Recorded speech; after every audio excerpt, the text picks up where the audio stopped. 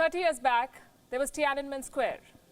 China unleashed its troops on protesters asking for democratic reform. The year was 1989. There was a massacre.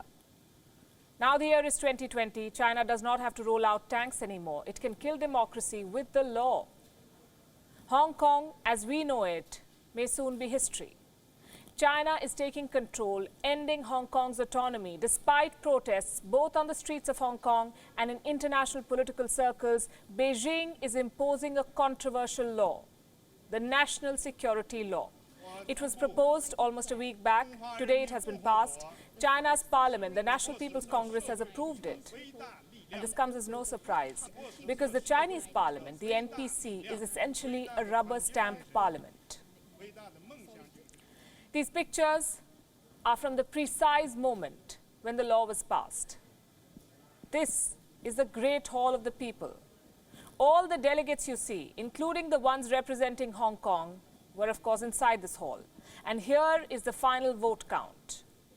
2,878 votes in favour, 1 against. Just 1 delegate was against it. 6 chose to abstain. If this isn't orchestrated, what is? Like we told you, it's a rubber stamp parliament. When the bill was passed, there was an applause. And this is in stark contrast to what was happening in Hong Kong around the same time. Some very different scenes were playing out. In Hong Kong, there were clashes. The Legislative Council was debating a different bill, but the anger against Beijing was quite apparent. What was the bill that Hong Kong's lawmakers were discussing? A bill that would make disrespecting China's national anthem a criminal offense. An opposition lawmaker got so angry, he got up, spoke against the bill and threw rotten plants at the president's seat.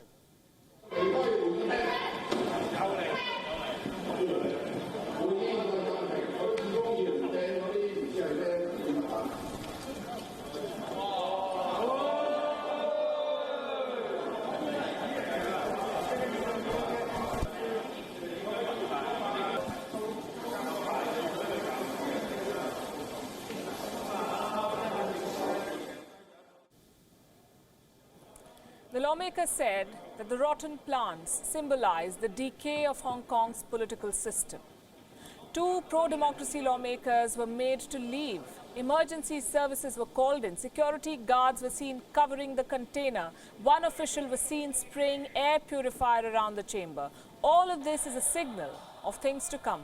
Pro-democracy protesters are gearing up to fight Beijing on the streets again. China's move to impose a national security law on Hong Kong will lead to an angry backlash.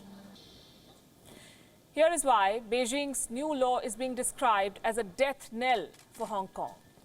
This new law allows China to install its own security agencies in the region. This law gives China the power to quash any protest in Hong Kong. The devil, they say, is in the detail. But there are no details. The final law has not even been drafted yet. We don't know what shape it will take, what specific provisions it may have.